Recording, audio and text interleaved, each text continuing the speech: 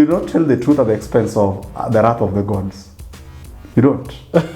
It's an ethics of the court poets. Never to tell the truth where the wrath of God will turn against you. In the national space, we lost the former prime minister, and they called him the doyen of opposition, or the enigma, Baba Raila Amolo Odinga. Someone I had a great relationship with in terms of my writing. At some point, Ngũgĩ makes a very grand decision to write in his native language. It is not changing what he is writing about, but he's changing who he is writing about by changing the way in which he writes for them. And that is by changing his language. So his concern is whether whatever he writes can get to the people he writes to.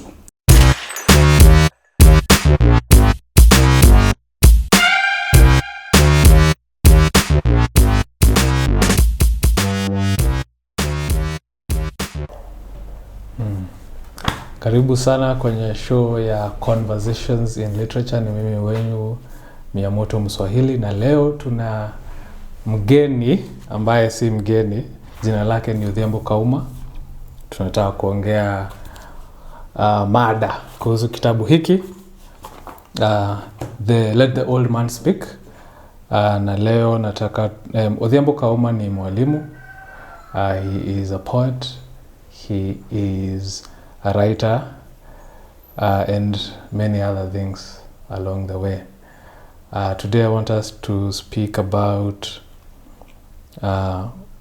who he writes for, and why, and who he writes about, and the broader implications of that when it comes to African literature. So swali langu la kwanza, who do you write for? Who do I write for? First of all, I write for myself. Who do you write about? I write about myself in a particular space, and that space sometimes can be very narrow. You told me when you were here the first time, you write about the village. Yes, I write about the village more, and my relationship with the village is very deep. So mostly you will find me standing in the village whenever I want to address any issue as a writer. All right. Yes. So do you write about villagers when you say who do you write for? Who do you write about? Yes. Is it the people from the village, the villagers themselves? Well, is that your subject? Or yes, I think by the virtue that I will stand in a village to write, I wouldn't want to look far whenever I am supposed to pick a character. That character must find a home inside that very village, within its borders, within its issues. And of course, he must walk the paths of that village, talk the language of that village, and also have, I think now I move from a village and I call it a worldview that is informed about the issues of that village as they can be seen anywhere else in the world. So yes, whenever I write, mostly I will be with the villager and for the villager. Yes. In this worldview of yours, of the village, is the city a place of exile? Yes, it's a place of exile. Actually, I think you have it right. And for me, I think when I stand in the village, I look at a village as a complete setting where one can be born, live, and live just right. So whenever I wander into a city as a setting, and my character finds himself there, I know they're living there in borrowed time. Eventually, they have to come back. And this actually marries well with the culture I've been brought up in. I come from the western side of this country, where the issue, I mean, the distinction between a home, or let me say a house in the city and a home in the village, is as clear as day and night. And so it's possible to live within the city without necessarily being consumed by it, living in the city but still being a villager and hoping that eventually you have to go back there. So that is why whenever I wander into the city with any character, it's always to show the perspective from that setting, but not necessarily to kill the village in the city. The city, I Yes. mean, is the village a Yes. place Yeah. or a culture? The village is both a place and a culture. Yes, it's a place because, of course, it has some geography that are distinct. Whenever I'm going to cross a path, there would be a river that you wouldn't find in another village. Of course, even if there's a river in another village, that would be a river with another name. So within its geographical features, boundaries, and the relationship that people have with those particular geographies, that village is a place. But it's also a culture now in the way the people relate to it, to each other, first of all, how the people relate to each other, which are quite distinct, sometimes also affected by the place-ness of this particular village. Yeah. Yes. What makes, based on that point of the place and the culture, Yeah. why is the village so distinct from the city? I think first of all, the village is distinct from the city in its physical fitting. First of all, when now I tackle the issue of the village as a place, it has to be, at least in the reality that I've lived. Of course, I am aware that not all villages look like my village, but in the setting of my village, it's a free space. It's a place with particular physical features that are entirely not in the same shape in a place I would call a city. It's about the paths, how wide they are, the vegetations that cover it. It's about the rivers and the freedom that is there when you approach those rivers. A river in the city is not the same as a river in the village.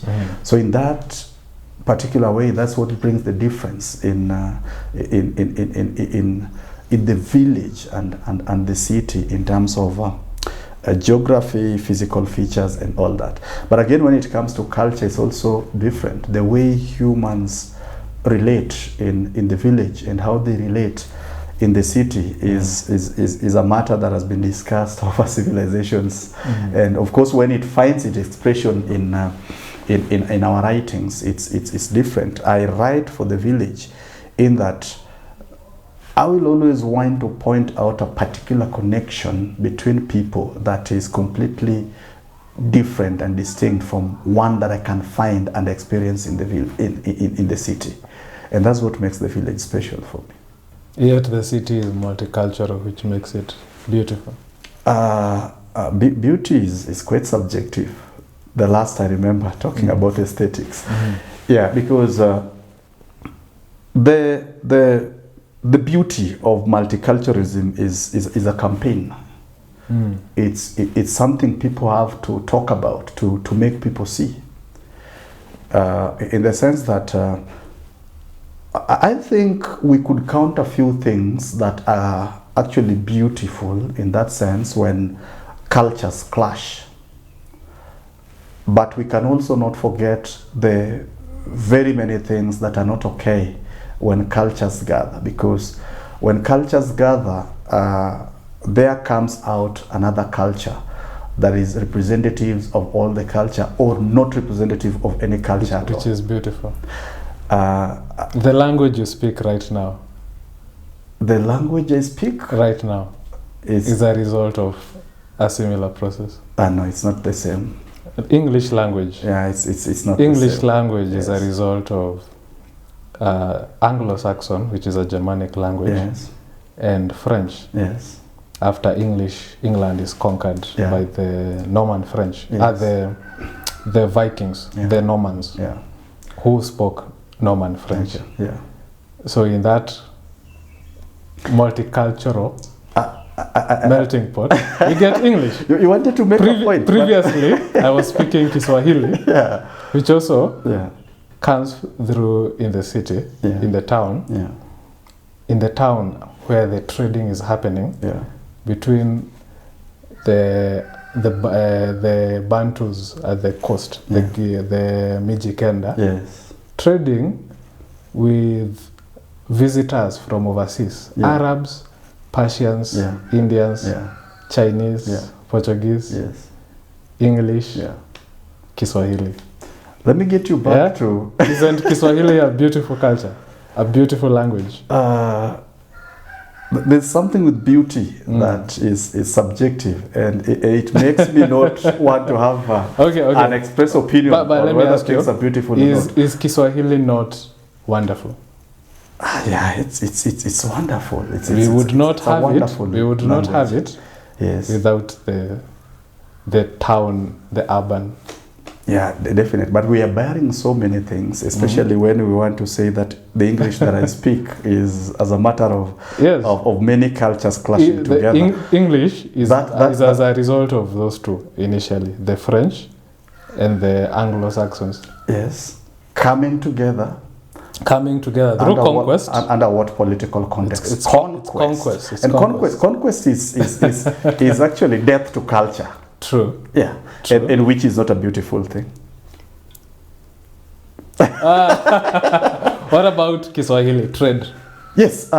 Trade. Yeah. No. When we get into that historical context, I happen actually to... The village that I talk about is hardly some, let me say, 10 kilometers away from a very multicultural or multi-ethnic town, which has a peculiar name called Awasi border.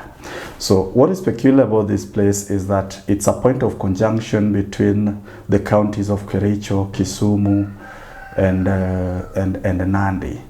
So here you will find people of varying, people from various ethnic communities together, and I'm a child of a market attendant. So in my younger days, we visited that market a lot with my mother, and being there gave me an impression on how cultures tend to interact linguistically without being coerced, without a colonial or conquest undertone to it.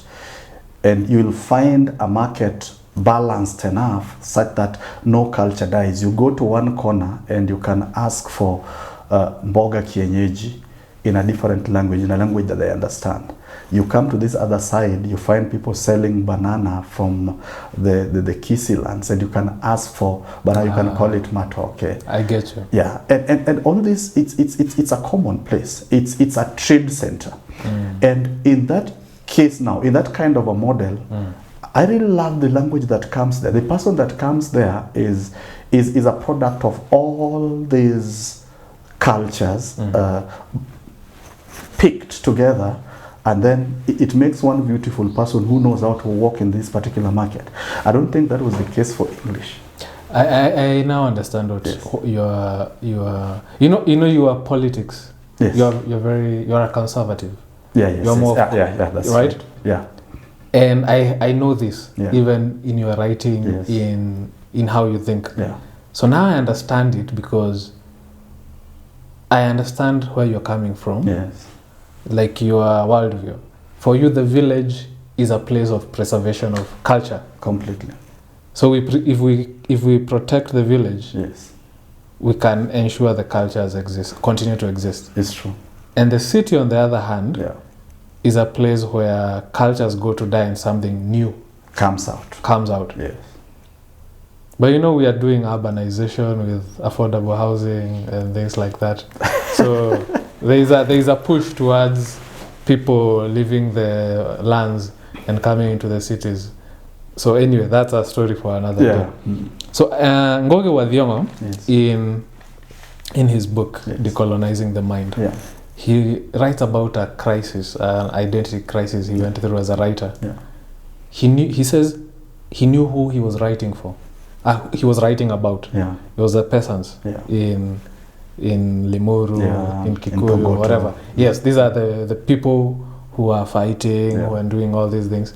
The people who are starting these independent schools. These are the people he was writing about. Yes. But then who was he writing for? And that is what actually led to him now starting to write in his language, his native language, because a lot of these people had not yet gone to school to his level, and even if they had gone to school not far enough for them to be habitually reading novels in English, so he started writing in his language. So now, since we know who you are writing about, who are you writing for? Is the person you are writing about the same one you are writing for? The villager? Yes. No. I think that illustration about Ngũgĩ gives me a clear picture of the discussion we should have here, especially on the question that you asked, and it's a good one, and I think it now takes to the question of the media.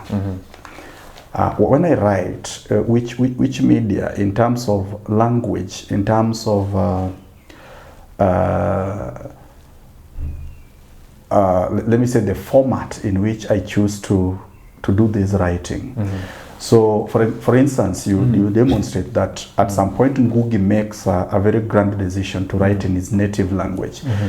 It is not changing what he is writing about, but he's changing who is writing about by changing the way in which he writes for them, and that is by changing his language.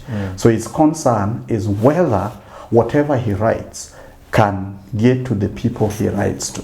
Now, in my own space, I think I have written for the people I write about a lot.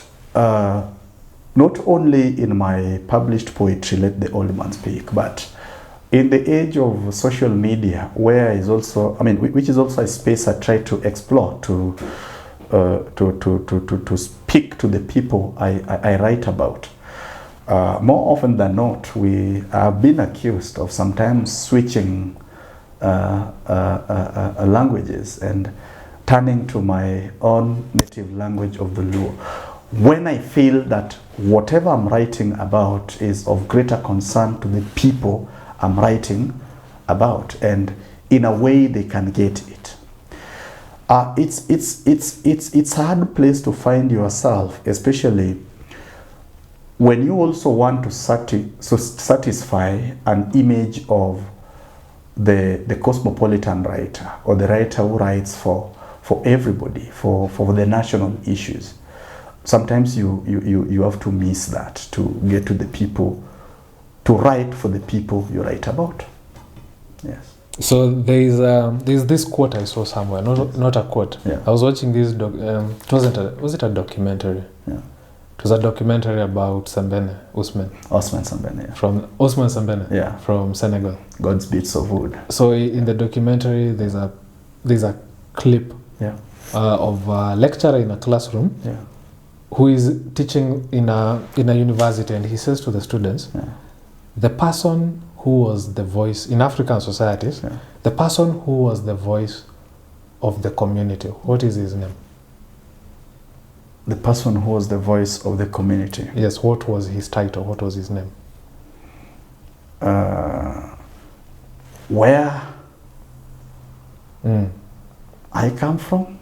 No. Oh, well, you can tell us where you come from. What was this person's title? The voice of the community. Okay, now when I get to the cultural or political cultural organization of the people I write about and write for, and especially in that council, I don't know whether that is what you're looking for, but There's the spokesperson of the council, and he was actually also the poet of that council. Perfect. Yeah. And what was his title? I think it must be Osumba Mirwai or something. Yes. Okay. What does that mean?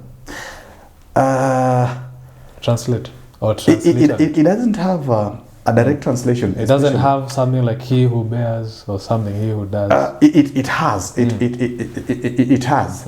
Especially in the Mirwai part. It has to be somebody who communicates the issues clearly, especially issues around that's perfect. The council. That's perfect. Yeah.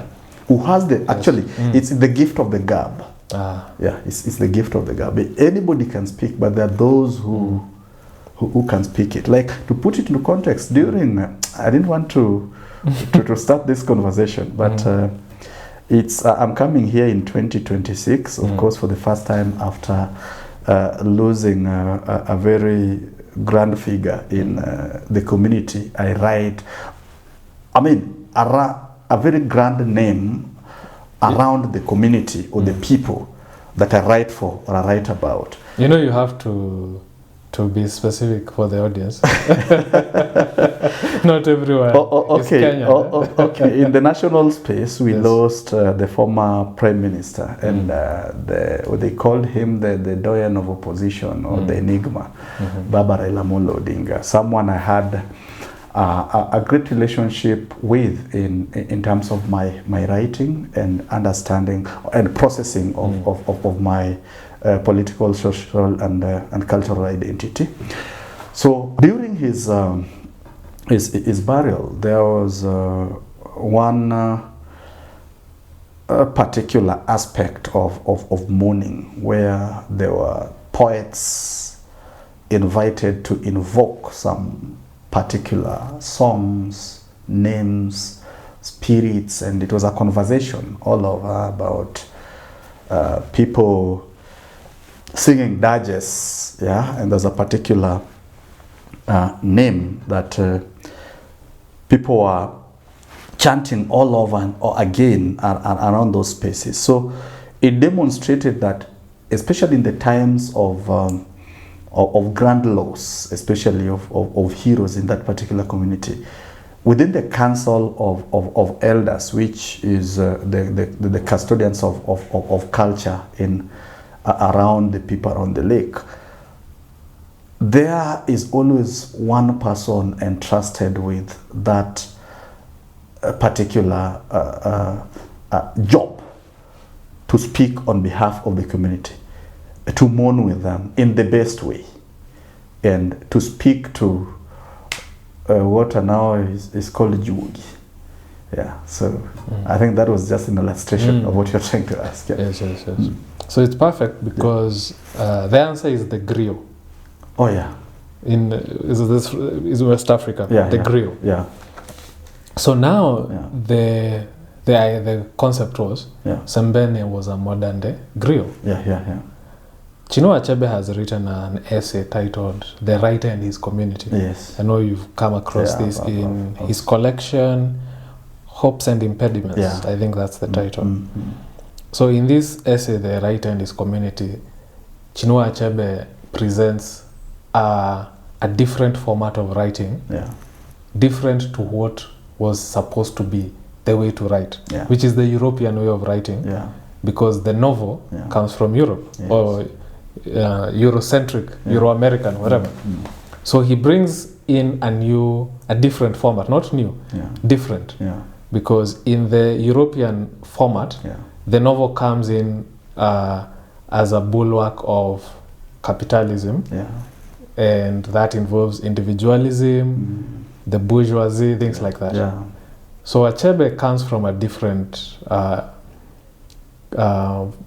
narrative tradition, the African narrative tradition, where stories were told not by writers but by people who belonged to the community, and the stories did not belong to the writer, they belonged to the community. And these people were the griots. So he writes about this side of storytelling, where the story is not serving the individual, it's serving the community. Yeah. So that's the Griot. Yeah. So when I read this book, Yeah. you've divided it into 3 parts. Yes. So there is the first part, which you have called Let the Old Man Speak. Yeah. The second part is about, you've called it Village Love. Village Love. And then that part has some praise, Yeah, although it's more diverse. Yeah. So my favorite part is the first part, Yeah. because this is actually where I feel Odhiambo Kaumah Yes. is in his element. Mm. Let the old man speak. Yeah. Where you speak in the voice not of yourself, Yeah. but of people who can speak Yeah. in the community. Yeah. People who have different things to say. Yeah. So people who are the old men, the what, people in the community. Yeah. In the next part, you talk from the point of, it's still the village actually, Yeah. but now it's more of love. Yeah. So it's the individuals in love and so on and so on. Yeah. So I find the first part to be very compelling, Yeah. and almost as if you are a puppet for the ventriloquism of the community. Yeah. So the community is speaking through you, Yeah. which would make you agree, wouldn't it? I think. Okay, it should, but I don't know what. In that sense. Yeah, in that sense, it should, but I don't know what views Osman Dembele had, especially. So Dembele is a great son of the West Africa and. Sembene. Yeah, I mean Osman Sembene. That is a great son of West Africa and a very good also filmmaker. That is, and he did that. He was also a documenter of his people's stories, and I think that it is the dream of any writer to achieve the voice of a multitude. Any writer, anywhere, in any culture. It is not necessarily so, because the vision that we are taught today is of the writer as a voice of himself. There is a worship of the self. If you look at a poem by Walt Whitman, I celebrate myself. Song of myself, I think it is called. I thank me. Yes. So this ideology of the self is something I myself have encountered while growing up as a writer, where I have understood writing to be what you write to express what is inside yourself. And what you write, when you take it out there, it's supposed to find other people who resonate with it. But it is not the voice of a multitude. No. It is the voice of yourself. No. So now, you just the reason I called you is because you represent the different philosophy of where it is you are writing for not yourself, but for other people. For other people. And in their voices. I think I just needed to clarify the point I'm making, that it's the dream of any writer, even in today's philosophy of individualism, where people write from inside, self-expression, and one that sometimes is almost rounded off to the nearest tiny bit of self. But yet in that, you look at it, and we live in the age of social media, where the attention capitalism is also at its peak. And you find out that even in sharing very personal stories, self-expressions that are not supposed to find any mirror outside there that can produce multiple reflections of the same, you'd still find that somebody's story relates to other people, and just somebody talking about themselves creates more of a cult out of it, a following, more people relating to very self-expressed stories. Okay, it's the story of human conditions, and of course is the story of how similar human conditions can be. Even when one is out to express the the most singular bits of themselves, I mean, they would still be shocked to find out that that bit is not entirely their own. There are people who can relate with it almost to a significant percentage of that, and that would create some sense of relation. But again, that is what I wanted to say. But again, there are also writers, and I think that is what we are trying to illustrate, that we want to write for many people as possible and in various voices. Not many people as possible. Yeah. Specific people. It could be In their a voices. specific community, Yeah. a specific country. Yeah. It could be when the people writing the Bible. Yeah. So for the voice of God, but Yeah. also the specific religion. The specific The Jews, Yeah. the who, the Christians, the Muslims. Yeah. So you're writing to a specific community, Yeah. which is why Achebe says the writer and his community. The word community is doing a lot of heavy lifting. Yeah. Yeah, so it's true. I think I write for my community, and it's something. I think the last time I was here, I explained the concept of identity as I understood it, and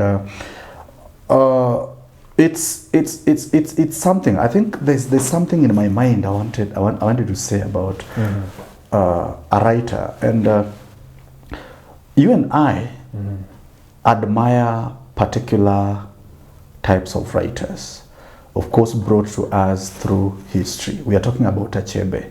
We are talking about Ngugi. We are talking about Okot Pabitek. We'll talk about James Baldwin in the U.S., in the United States, about the Black Renaissance and all that. A list of writers. And I was looking at, especially today in Africa, some of the writers I admire. And it almost appeared to me that in terms of professions, they were either teachers at college level or they were journalists. The teacher-writer tends to be a bit more real. And I think it's because it's also a bit of some freedom, some sense of identity. You know, the teacher-writer has an opportunity to interact with all manner of cultures, but yet his duty is not to influence one over the other. So there's freedom. The teacher-writer can allow Eric to still go back and assume his identity, can allow me to go back and assume my identity, allow someone else to go and assume their identities. But the journalist writer would make you towards a central place where you're able to tell more of a central story. So when you tell me that I write for my community, I realize that I tend more towards the teacher-writer, where the words community here to me can be very specific, and it can carry with me a certain identity that I am not afraid to share. And sometimes it's not central, it's specific. The thing about the things and the people we write about is that, especially in the space that we write about, especially in our national, the issues that affect us, that I mostly write about, sometimes they struggle for a national space against the community space. And that's a conflict for a writer. Yes. Have you heard this saying? Vox populi, vox Dei. Yes. The voice of the people is the voice of God. Yes. It was a popular. Yes. It was a popular, actually, political chant we used to do back in college when we were student politicians. So the writer who writes for the community, the Griot, Yeah. is he a voice of God? Is things fall apart a holy text in that context? Yeah, definitely. To me, is the writer a prophet? If you ask if you ask me that, my answer would be yes. And I think it's a delicate space to hold, especially because I've experienced it more often than not when a writer assumes that space where you feel or your audience feel that you are becoming prophetic or you are becoming a voice of people and therefore a voice of God. It comes with certain responsibilities that can actually overwhelm the human side of you. When Achebe writes A Man of the People, which coincides with the 1966 coup in Nigeria, the Achebe, the prophet, the writer, the voice of the people, suddenly meets the reality of the human world, where governments are after people. And he actually faces the wrath of the government. It's a historical fact. Yeah. So it's an aspiration that a writer who writes in the voice of the people and holds the voice of the people should hold, actually, by that definition, the voice of God. And the writer can actually be a prophet, and there have been prophets. A good writer is a prophet. And the prophetic nature of a writer here, I want to clarify, is not more on the spiritual aspect of it. I leave spirits to spiritualists. But the writer is an observer, and a very, very concerned observer of the patterns and of the patterns of life in their communities. And they can be able to predict that, just by that, what can happen if the people enter a particular space. Not very many people are able to do that. The writer can be able to do that. And when he does that, and a future talked about today comes a reality, he gains a prophetic sense. Sometimes it's not what the writer immediately sets out to achieve.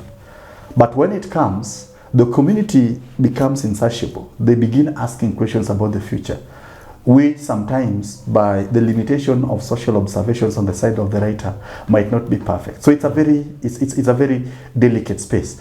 Unless, and this I agree, it's something I have witnessed or experienced, that there are certain aspects of a writer where these very in-depth social observation of patterns in a community, where the writer is an observer, a very in-depth observer of social issues, let me just say issues, the general issues in a community, and is able to point out the possibilities of a future. They can marry with the spiritual beliefs of particular communities, and such sometimes are even more complex, especially for the writer, because now the writer assumes the Ezeulu kind of status. In Achebe is no longer at ease. And that spiritual status can be defeated by sometimes political events. You find the Christians and the imperial government coming to the Igbo land in Ezeulu's time, and Achebe has created this this sight of the moon, the one who determines at what point the whole village will eat their first harvest of yams. So when the colonial government arrests Ezeulu, and the people suspect, of course, that the new moon is almost up the sky, and they should be able to go to their farm and pick the yams. And there's a crisis. The chief priest of Eze Ulu, is under custody by the imperial government, which serves, of course, on the sides of the Christian revolution in this particular village. I do not, of course, Achebe has given his own account on why he sometimes kills his own heroes. He says that in the African storytelling, the story is for the community and no one. That's actually part of what I wanted to discuss. But go on. Okay.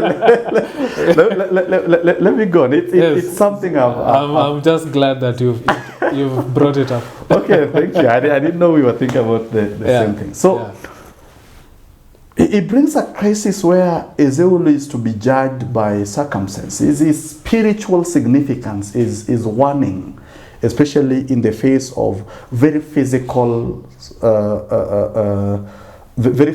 demands in the people, like famine, for example, food. So the spiritual priest and also a keen observer of the geographies of the village, he is able to sight the moon. His eye is able to see the moon. No one else is able to see the moon.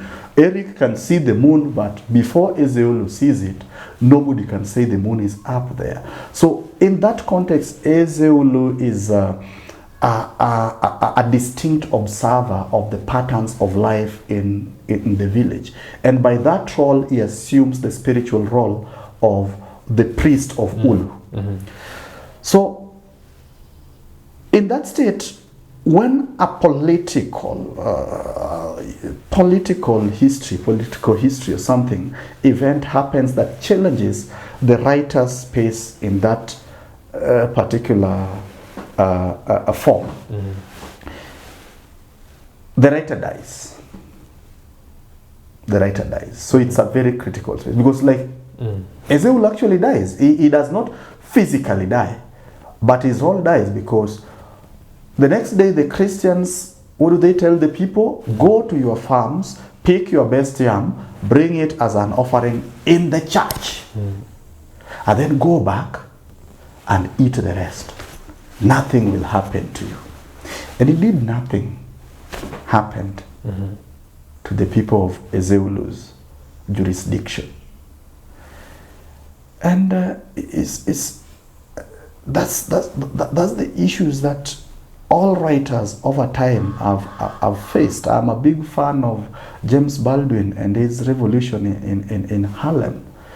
And in his Remember This House, actually more of an autobiography that he writes that captures the Harlem Renaissance of more of writer activists, and its conjunction with the political activists of Malcolm X, of Edgar Evers, and of Martin Luther King. He talks about the three actually. People who are younger than him, and when he talks about that, when he writes about that, and he did not complete that work actually.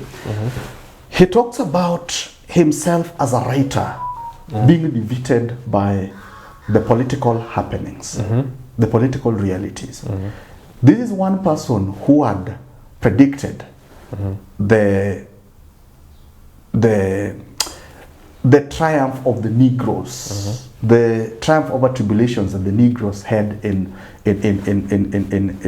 America, in Harlem at that time.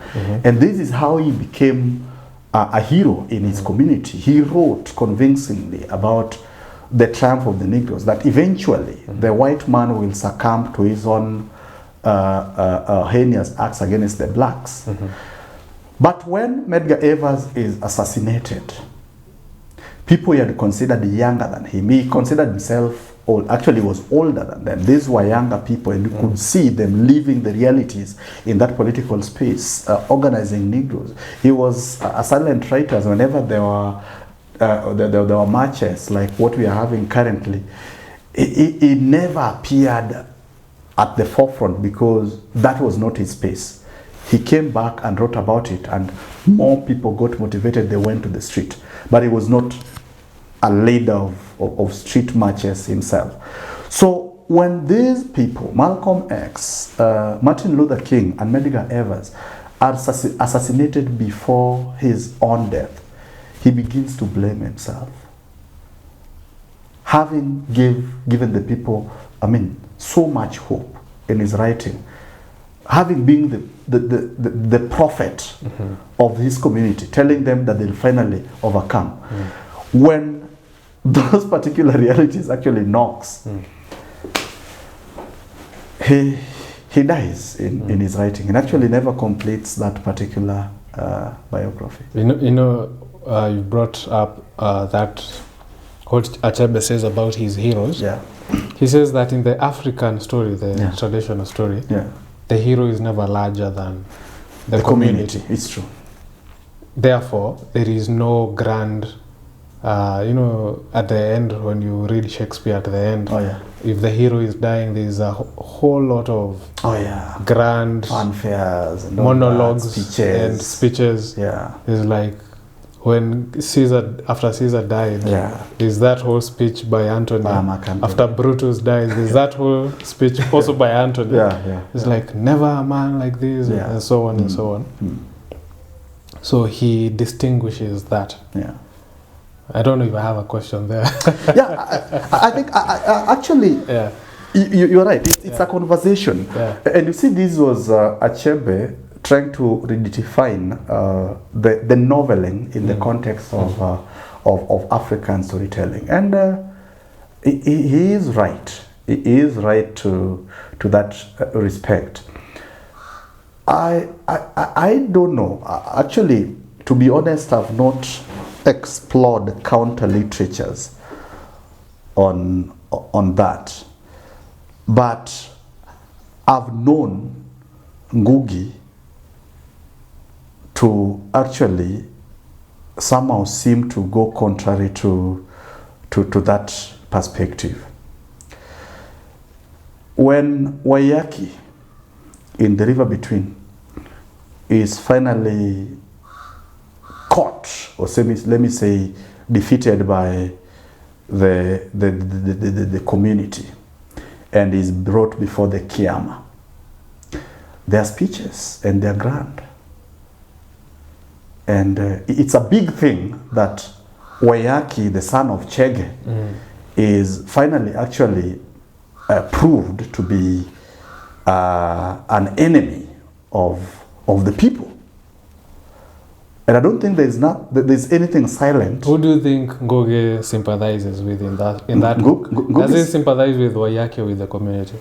He sympathizes with Waiyaki. I tend to do that because he is his hero.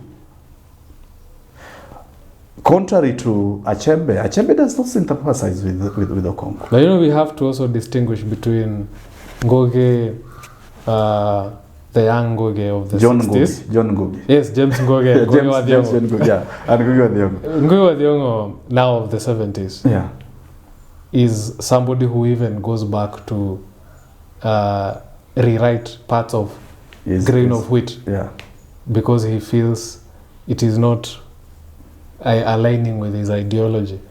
So I wonder what we would say about the Ngũgĩ who now writes Trial of Dedan Kimathi, who writes I Will Marry When I Want, Devil on the Cross. Because I always feel there is not enough of a distinction when people discuss Ngũgĩ, because the Ngũgĩ who was young was the Ngũgĩ before he figured out that he needs to write for, for his community. Who am I writing for? It's not just who am I writing about. And then when he discovered that, he also starts knowing, what do I want to tell these people? I think there's okay for some of us who are aware of that. Of those two different Ngũgis, to some extent, you can say that it senses the need to decentralize his heroes at some point. But again, I think largely, and this is my opinion, that given the people Ngugi writes for and writes about, especially the people he writes about, he is almost forced to make them heroes enough in that context, because Ngugi writes at the background of colonialism, and he has to make his heroes, who are community warriors actually, grand, and their loss has to be felt. Contrary to Achebe, who he also writes for the Igbo community, or this particular community in Nigeria, and although not distinctly Igbo, uses that a lot, not distinctly Igbo, he writes for the colonized African in a village setup. But he has such an express freedom to kill his heroes whenever he wishes, and just render them obsolete whenever he wants. Somehow, and he has been criticized, that actually served the colonial narrative, that nothing really great among the natives in Africa survives the test of, the test of colonialism. True. Yeah. What do you think? I thought there. Okay, am I going to sit here and criticize Achebe? But Attack Achebe. no, I won't find a particular way to, because whenever I step into any of Achebe's book, I am satisfied by by what the heroes. I know you don't want to attack your God, but you have to tell the truth. The truth. Yes. You don't tell the truth at the expense of the wrath of the gods. You don't. It's an ethics of the court poets, never to tell the truth, where the wrath of God will turn against you. Okay. Yeah. So that's it. Now, but let me demonstrate this using Elechi Amadi. Elechi Amadi in the Great Ponds. He actually sets out to write about the influenza of 1912 and how it ravaged communities. This virus that was unknown to even the advanced medical system, healthcare systems in the West. But he sets this story in a village in West Africa, where he sets two communities against themselves in a conflict featuring a pond, the Wagaba ponds that had the greatest harvest of fish. So this pond lies at the border, and it is won through generations of war. So when a community A wins war, they have the rights to fish, and the other community does not. So through these counter generations of ownership of this pond, a conflict ensues. And now it is also a conflict of the culture of the medicinal culture of these particular people, and it's more about local medicine, where priests, healers are actually at the center of it. So when war breaks, a particular hero of one community actually dares to go and fish in this pond, and somehow is attacked by a strange disease. And this strange disease now becomes the center of this battle, and it would take the whole book, actually, for the Dibias are now these healers on either side to try and exorcise this bad spirit out of heroes on both sides. And heroes are dying. And the central belief is that they are dying because of the conflict of this pond. In the final sentence, actually, when Elechi Amadi has shown us the greatest, actually the deepest knowledge of African medicine, what the DBS can do and what they can do, how they can speak to the gods and what possessions they have from across this community. And the hero is almost healing. And actually the hero at some point is almost healed. Elechi decides to kill that in a sentence by saying that this great disease, this pandemic that the community was suffering was the influenza of 1992. That's the last sentence. 1992. 1912. It was the pandemic of the 1912, the great influenza of 1912. So, with that last sentence, he has portrayed the whole of that village as people who exist outside the global knowledge of modern medicine. I don't know whether you get that impact. They exist outside the global conversation of the influenza. Nothing in that village is outward looking. They are not seeking a treatment from other places, no. They're just internal. But the kind of glory we have around it, the kind of levels that the DBS go to heal their heroes for this particular war is deep. What I was discussing today as what do we call it? Is it the local knowledge? It's not local. It's okay. Let me call it the local knowledge, which must not compete against the global. So by just writing that sentence, I felt Elechi Amadi denied his heroes in that story the opportunity to also just be themselves and share in that particular glory. Yeah. Is this book still available? Yes, Let the Old Man Speak is another poems is still available.